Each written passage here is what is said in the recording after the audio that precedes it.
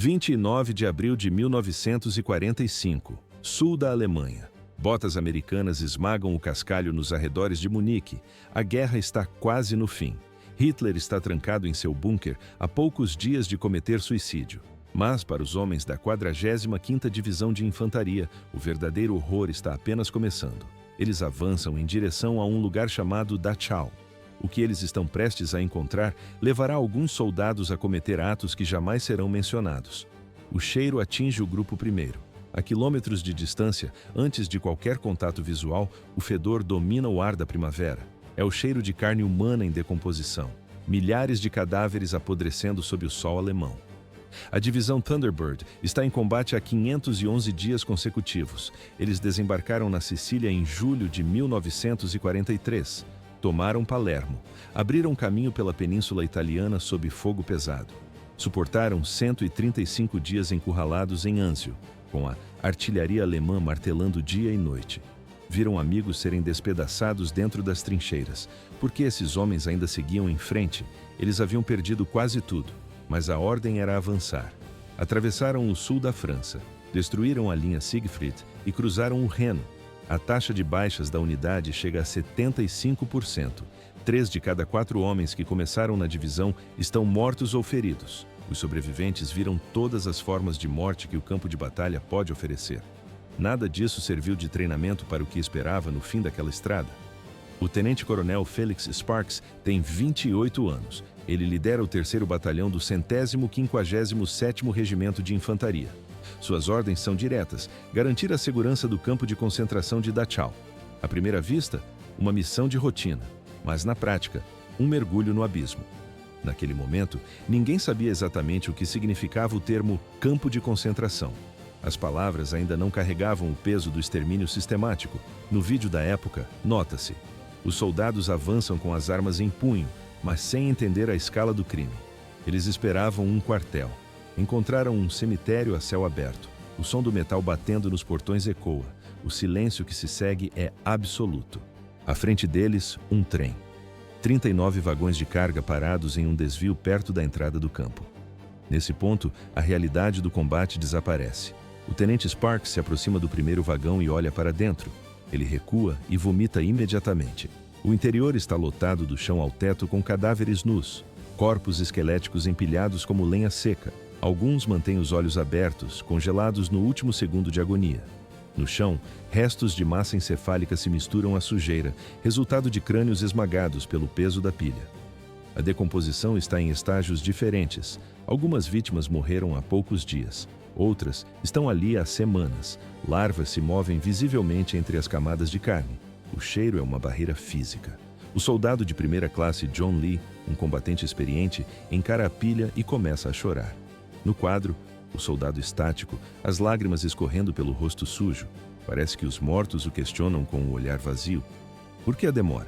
Outros soldados permanecem imóveis. Alguns gritam palavrões. A maioria perde a voz. O cérebro não processa a cena. Esse é o trem da morte vindo de Buchenwald. Por que o trem estava ali? Ele deveria ter chegado em poucos dias, mas a viagem durou 3 semanas. O trem vagou sem rumo pela Saxônia, seguiu para a Tchecoslováquia e terminou na Baviera. 3 semanas sem comida. 3 semanas sem uma gota de água. Os prisioneiros estavam tão apertados que era impossível sentar. Quando os trilhos finalmente terminaram em Dachau, 2.310 estavam mortos. Fome, desidratação, tifo. Muitos foram simplesmente pisoteados ou sufocados pelo peso dos outros. Os guardas da SS não pararam o processo. Eles deixavam os corpos onde caíam. Quando um vagão ficava cheio de cadáveres, os vivos eram jogados por cima dos mortos. Agora, multiplique esse cenário por 39 vagões. São mais de 2.000 corpos em decomposição, quase todos completamente nus. Não havia mais espaço para os vivos. Ouve-se apenas o som do vento batendo nas portas de metal dos vagões. À primeira vista, uma formação ferroviária comum, mas na prática, um necrotério sobre trilhos. Os soldados americanos compreendem. A guerra que conheciam acabou de mudar. Não havia mais margem para misericórdia. Assim, os libertadores encontraram o verdadeiro rosto do inimigo. 29 de abril de 1945. Esse é o momento em que a realidade se rompe. O tenente William Walsh comanda a Companhia I do 157º Regimento de Infantaria. Ele tem 25 anos. Walsh não é um novato. Ele sobreviveu a 500 dias ininterruptos de combate na linha de frente. Ele acreditava que entendia a mecânica da guerra. Pensava já ter testemunhado o pior da humanidade. O trem da morte prova que ele estava errado. A visão dos vagões quebra algo definitivo dentro de sua mente. À medida que a Companhia III avança pela linha férrea, 4 soldados alemães saem da floresta. Eles levantam um lenço branco. Estão se rendendo. São membros da SS, identificáveis pelas runas nos uniformes pretos e cinzas. Walsh olha para eles. Depois, olha para os vagões de carga atrás de si. Corpos de homens, mulheres e crianças empilhados como lixo industrial. Walsh toma uma decisão súbita.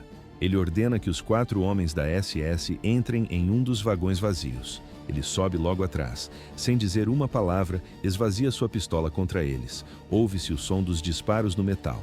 Os alemães feridos gritam em agonia, implorando por socorro em sua língua nativa. O soldado Albert Pruitt observa a cena. Ele entra no vagão. Pruitt não fala. Ele apenas termina o que Walsh começou, disparando metodicamente na cabeça de cada homem. O golpe de misericórdia.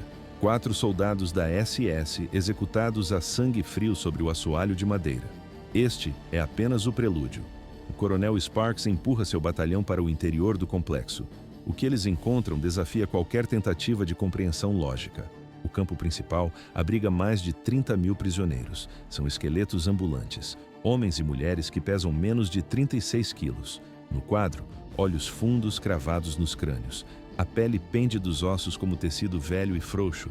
Muitos não conseguem sequer ficar de pé. Outros milhares jazem mortos onde caíram, em diferentes estágios de decomposição. O cheiro é uma barreira física. O odor de carne podre, dejetos humanos e doenças infecto-contagiosas satura o ar. Nos alojamentos, os vivos e os mortos dividem o mesmo espaço. Alguns prisioneiros morreram há poucas horas, outros estão lá há dias. Ninguém teve força para remover os cadáveres. Sparks caminha em direção ao crematório. Ele encontra salas onde corpos nus estão empilhados do chão até o teto. A pilha é tão alta que encobre as vigas superiores. Os fornos a carvão ainda emitem calor. Dentro deles, ossos e restos humanos parcialmente queimados. A SS não teve carvão suficiente para incinerar todos antes da chegada dos americanos. Há uma câmara de gás disfarçada de sala de banho. Ao lado, mais corpos aguardando o fogo. Sparks escreveria mais tarde que o inferno de Dante parecia pálido perto da realidade de Dachau. Mas há um contexto brutal para o que acontece em seguida. Os homens da 45ª Divisão de Infantaria carregam um histórico recente com a SS. Em dezembro de 1944, durante a Batalha das Ardenas, tropas da SS massacraram prisioneiros americanos em Malmedy. 84 soldados dos Estados Unidos foram fuzilados com metralhadoras em um campo aberto após a rendição. A notícia se espalhou pelas unidades americanas como um rastro de pólvora. Uma política não oficial nasceu em algumas divisões, sem prisioneiros da SS. Se soldados regulares da Wehrmacht se rendessem, o protocolo era seguido. Eles iam para campos de prisioneiros, mas com a SS, a história era outra. A 45ª Divisão já tinha as mãos sujas de sangue de incidentes anteriores. Na Sicília, em 1943, homens dessa mesma divisão executaram 73 prisioneiros. O padrão de violência estava estabelecido. Não havia margem para erro. A ordem era clara para muitos no campo. A vingança não seria adiada. Assim começou o massacre. 23 anos de idade. Esse era o tempo de vida do SS Untersturmführer Heinrich Wicker, quando ele recebeu o comando da rendição. O verdadeiro comandante Martin Weiss já não estava lá. Ele fugiu 2 dias antes com a elite dos guardas experientes. Por que Wicker ficou para trás? O alto comando precisava de um bode expiatório. Ele foi deixado com 560 homens sob sua responsabilidade. A maioria estava doente, ferida ou vinha de prisões disciplinares da SS. Havia muitos húngaros da Waffen-SS que mal entendiam o idioma alemão. À primeira vista, eles eram os carrascos de Dachau, mas, na prática, eram apenas soldados substitutos enviados nos dias finais do colapso. No quadro, a imagem é clara. Para os americanos, o uniforme da SS anulava qualquer nuance. Um soldado da SS era um alvo legítimo. O tenente Walsh avançou para o interior do campo. Ele iniciou uma triagem imediata dos prisioneiros. O objetivo não era a proteção, mas a separação. Soldados da Wehrmacht, o exército regular, foram levados para um setor. Os membros da SS foram isolados em outro. Cerca de 60 homens da SS foram conduzidos sob mira de fuzis. Muitos mancavam ou tinham ataduras sujas de sangue. Eles marcharam até um pátio de carvão perto da entrada dos fundos do campo. Foram enfileirados contra um muro de concreto. Ouve-se o som metálico de armas sendo destravadas. Walsh exigiu uma metralhadora pesada. O tenente Daniel Drain, da companhia M, trouxe uma equipe com uma metralhadora calibre 30. Os alemães ergueram as mãos ou as entrelaçaram na nuca. Eles entenderam o cenário. Alguns imploravam em alemão por suas vidas, outros permaneciam em silêncio absoluto, encarando o cano da arma. O soldado William Curtin posicionou o tripé no chão. O que ocorreu a seguir permanece sob controle verso. Walsh afirmou mais tarde que a ordem era disparar apenas em caso de ataque. Curtin relatou uma versão diferente. Segundo ele, Walsh gritou: "Mande brasa!" Ouve-se o estrondo ensurdecedor da metralhadora no pátio fechado. O fogo durou apenas 10 segundos. Foi o tempo necessário para a munição acabar ou a arma travar por superaquecimento. Na filmagem mental do evento, nota-se: os corpos batem no muro e desabam no pó de carvão. O sangue espirra nas paredes cinzas. A cena é de caos absoluto. Muitos alemães continuavam vivos no chão. Alguns tentavam rastejar para longe, outros se contorciam em agonia sobre o concreto frio. Soldados americanos não hesitaram. Eles avançaram com carabinas, fuzis e pistolas em punho. A execução tornou-se metódica. Os americanos caminharam entre os feridos, disparando tiros de misericórdia na cabeça de cada um por um. Entre eles estava o tenente Jack Bushy Head. Assim começou o acerto de contas em Dachau. O oficial executivo da companhia Tremé saca sua pistola e se junta aos disparos. O pátio de carvão se transforma em um matadouro. Felix Sparks ouve o som das armas. Ele está em outro setor do campo quando o tiroteio começa e percebe o erro no mesmo instante. Não é barulho de combate, é barulho de execução. Cadenciado, constante.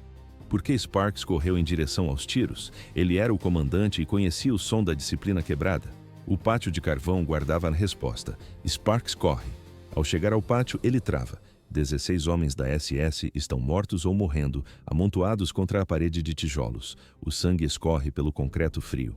Uma fumaça densa de pólvora paira no ar. Soldados americanos continuam de pé sobre os feridos, disparando tiros de misericórdia.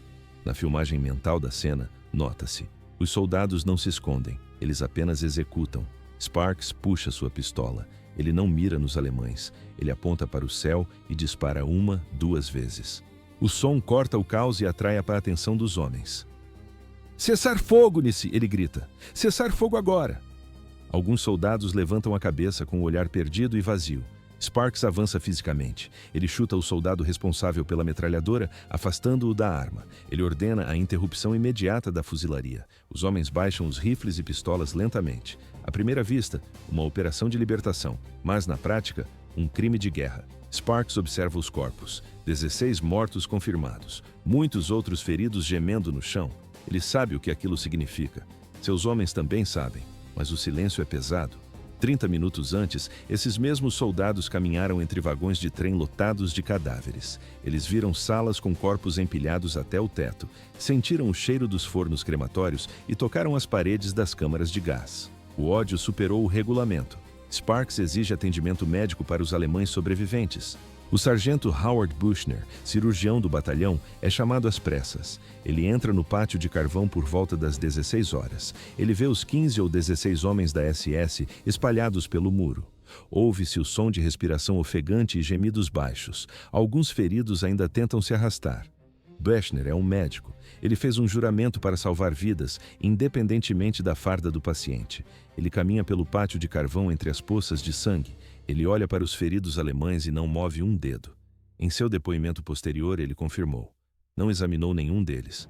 Os médicos apenas observaram enquanto os homens morriam.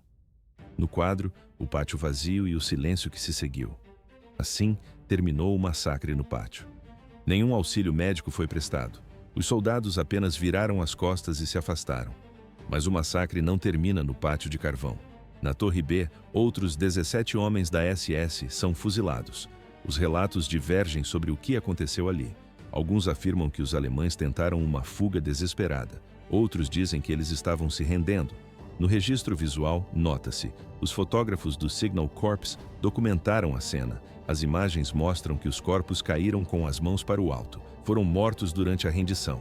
Perto de outra torre de vigia, mais 7 alemães são executados. Investigadores militares concluirão depois: foi um fuzilamento sem qualquer justificativa. Houve justiça ou apenas vingança? A resposta veio rápido. Os prisioneiros de Dachau estavam livres, mas a liberdade não era o objetivo imediato. Eles queriam sangue, e alguns soldados americanos não apenas permitiram a caçada, eles entregaram as ferramentas. Guardas da SS são caçados por cada canto do campo. Alguns vestem uniformes de prisioneiros para tentar o disfarce. É inútil. Os detentos memorizaram cada rosto, cada cicatriz e cada traço de seus torturadores. Quando encontram um oficial da SS, os prisioneiros avançam em massa. 2 detentos agarram um guarda. Eles carregam uma pá de metal. Soldados americanos formam um círculo e observam a cena. Ninguém se move para impedir. Ouve-se o som do metal batendo contra o osso. A pá sobe e desce repetidamente. O crânio do guarda se despedaça. Sangue e massa encefálica atingem o solo congelado. Os americanos desviam o olhar, mas não interrompem o linchamento. Outro prisioneiro localiza um soldado da SS escondido nos fundos. Ele começa a pisotear o rosto do alemão, um golpe atrás do outro. Um soldado americano assiste ao massacre em silêncio. No final, ele diz apenas uma frase: "Você tem muito ódio no coração." O prisioneiro acena positivamente com a cabeça e continua o ataque. Quando ele para, não resta nada do rosto do guarda. O americano caminha para longe. 3 jovens judeus recém-libertados procuram um capelão militar. Eles narram um evento ocorrido minutos antes. Encontraram um dos guardas mais sádicos escondido em um celeiro fora do perímetro. Ele usava roupas de camponês para tentar a fuga. Eles o espancaram até a morte usando as mãos nuas e pedaços de madeira. O capelão apenas balança a cabeça, faz uma anotação em seu caderno e não apresenta nenhuma queixa. O rabino Eli Bonin, também capelão em Dachau, presencia uma imagem que não sairá de sua memória. No quadro, um prisioneiro esquelético, quase incapaz de se manter de pé, arrasta-se lentamente em direção a um oficial caído. Assim, terminou o ciclo de violência naquele setor. Ele bate no rosto, devagar, deliberadamente. O rabino não o impede. Max Eichhorn registrou em depoimento o que viu os prisioneiros fazerem com os guardas capturados. Os soldados ficaram de lado, apenas observaram. Os guardas foram espancados até a morte. O ataque foi tão violento que os corpos se rasgaram. As vísceras ficaram expostas no chão de concreto. Ninguém sabe o número exato de homens da SS mortos naquele dia. O relatório oficial do Exército, assinado pelo tenente-coronel Walter Fellings, lista 17 mortos por tropas americanas. Felix Sparks estima entre 30 a 50 mortos no total, somando as execuções feitas por americanos e prisioneiros. Pesquisas posteriores sugerem cerca de 35 a 40 mortos por disparos americanos. Além disso, entre 25 a 50 foram mortos pelos prisioneiros libertos. O saldo final fica entre 60 e 90 mortos. À primeira vista, uma libertação necessária, mas na prática, um massacre e um crime de guerra. Há um detalhe ainda mais sombrio. A maioria dos homens mortos em Dachau naquele dia não eram os guardas que geriam o campo há 12 anos. Não eram os homens que operavam as câmaras de gás. Não eram os que conduziam experimentos médicos ou espancavam prisioneiros diariamente. Esses homens fugiram dias antes. O comandante Martin Weiss desapareceu. Os oficiais graduados da SS sumiram. Os guardas experientes que estavam em Dachau há anos foram embora. Todos fugiram. Os homens que morreram no pátio de carvão eram, em sua maioria, da Waffen-SS. Eles haviam sido transferidos do fronte oriental apenas alguns dias antes. Eles estavam lutando contra os soviéticos.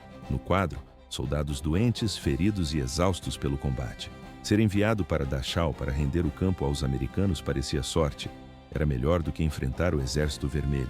Eles achavam que estavam indo para um lugar seguro, mas eles caminharam direto para o inferno. Foram executados por crimes que não cometeram. O uniforme que vestiam serviu como uma marca definitiva de culpa. Entre 1933 e 1945, mais de 188 mil prisioneiros passaram por Dachau. Pelo menos 41 mil morreram no local. As causas eram variadas: fome, doenças, tortura, execuções diretas e experimentos médicos. Muitos simplesmente foram trabalhados até a morte. Apenas nos meses finais, entre janeiro e abril de 1945, mais de 11.000 pessoas morreram no campo principal. Ouve-se o som constante das carroças de corpos. Quando os americanos chegaram, a taxa de mortalidade era de 200 pessoas por dia. Dachau foi o primeiro campo de concentração nazista. Foi aberto apenas 5 semanas depois de Hitler assumir o poder em 1933. Ele serviu de modelo para todos os outros. A SS usava o local como centro de treinamento para guardas de campos de concentração. As técnicas de tortura foram criadas ali. Os métodos de desumanização e os sistemas de controle foram aperfeiçoados em Dachau. Depois, foram exportados para Auschwitz, Buchenwald e Bergen-Belsen. Dachau também foi o pioneiro no uso de prisioneiros como cobaias humanas. Na filmagem, nota-se o estado deplorável das vítimas. O Dr. Franz Blaha, um médico tcheco preso no campo, testemunhou mais tarde em Nuremberg sobre o que presenciou. Médicos nazistas em Dachau testavam os efeitos do congelamento em seres humanos. Não havia anestesia, não havia misericórdia.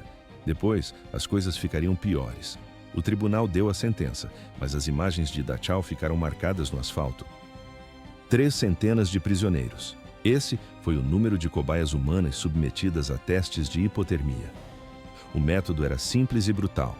Os guardas mergulhavam os homens em tanques de água gelada por horas seguidas. O objetivo era observar o tempo exato até a morte. Entre 80 e 90 detentos morreram durante o processo. Na maioria das vezes, o coração simplesmente parava de bater sob o frio extremo. Por que infectar homens saudáveis com malária? O comando da SS queria testar tratamentos em larga escala. Eles trancavam prisioneiros em gaiolas de vidro cheias de milhares de mosquitos. Os insetos atacavam até que o contágio fosse total. Em outros blocos, a tortura era química. Forçavam detentos a beber apenas água do mar por dias para testar métodos de sobrevivência. Os rins paravam, a língua inchava, a morte vinha devagar. Experimentos de alta altitude eram realizados em câmaras de pressão. O oxigênio era removido até que o ambiente simulasse quedas livres de quilômetros de altura. Os pulmões dos prisioneiros literalmente explodiam sob o vácuo. Das 200 pessoas usadas nesses testes, 80 morreram no local. O Dr. Blaha registrou o horror em depoimento oficial. Ele descreveu prisioneiros sendo baleados na nuca e levados em macas diretamente para os crematórios. Blaha examinava os corpos ainda quentes após a execução. O médico relatou o extermínio de mulheres por enforcamento, fuzilamento e injeções letais. Em vários casos, as vítimas estavam grávidas. À primeira vista, parecia uma rotina de execução comum, mas na prática, era um esforço final de limpeza de provas. Pouco antes da libertação, todos os prisioneiros classificados como noite e nevoeiro foram eliminados. Eram detentos proibidos de ter qualquer contato com o mundo exterior. Blaha examinou os cadáveres. Todos apresentavam a mesma marca. Um único tiro na base do crânio. As condições de higiene eram inexistentes. As salas de detenção estavam tão superlotadas que a limpeza era impossível. Banhos não aconteciam há meses. As latrinas eram buracos insuficientes para milhares de homens. Não havia remédios para os prisioneiros. No entanto, após a libertação, os americanos encontraram depósitos lotados de medicamentos no hospital da SS. O estoque era suficiente para salvar milhares de vidas. Ouvia-se o som dos dentes batendo contra o frio. Novos prisioneiros eram obrigados a ficar enfileirados no pátio, completamente nus, por 12 horas seguidas.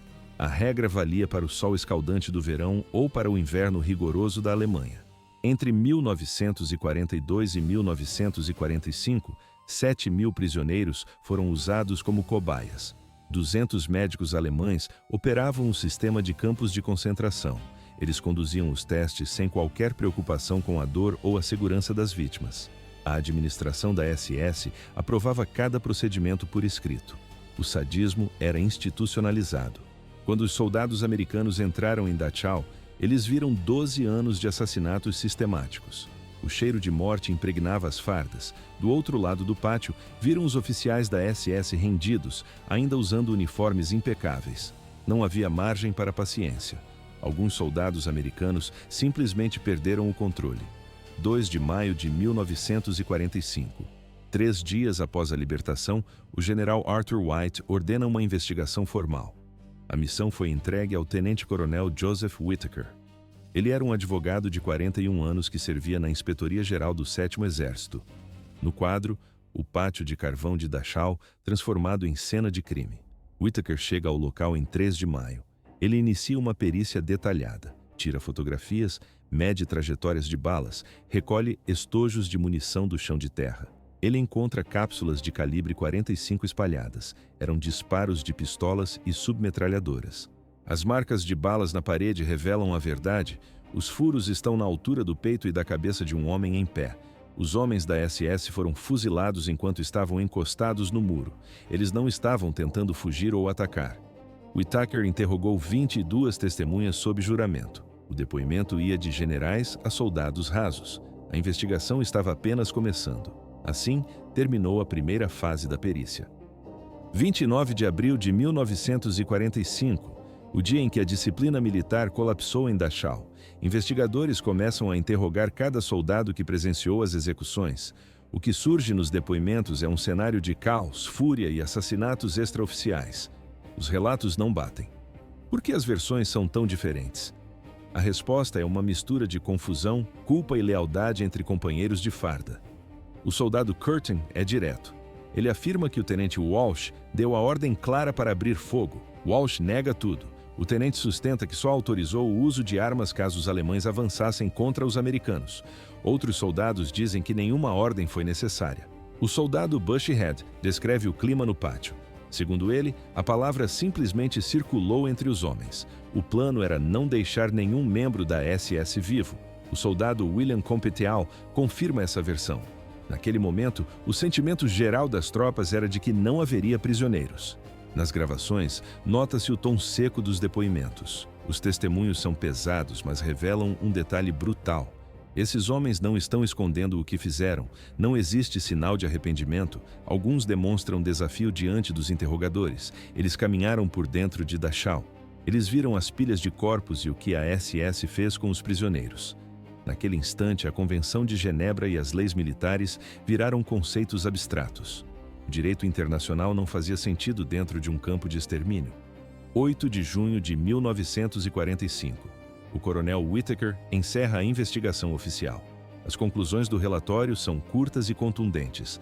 Na entrada do campo, o tenente William Walsh executou sumariamente 4 soldados alemães dentro de um vagão de trem. Eles já haviam se rendido. O soldado Pruitt aproximou-se e deu o tiro de misericórdia nos feridos. Após entrarem no complexo, Walsh e o tenente Bushyhead separaram os prisioneiros. De um lado, soldados comuns da Wehrmacht, do outro, membros da SS. Os homens da SS foram levados para um pátio de carvão. Foram colocados contra a parede e fuzilados por soldados americanos. 17 morreram no local. Outros ficaram gravemente feridos no chão. Perto de uma torre de vigilância, mais 7 alemães foram mortos. Whittaker classifica o evento como uma execução totalmente injustificada. No documento, lê-se: não houve resistência por parte das vítimas. Assim, o relatório foi finalizado. O exército agora tinha as provas do crime em mãos.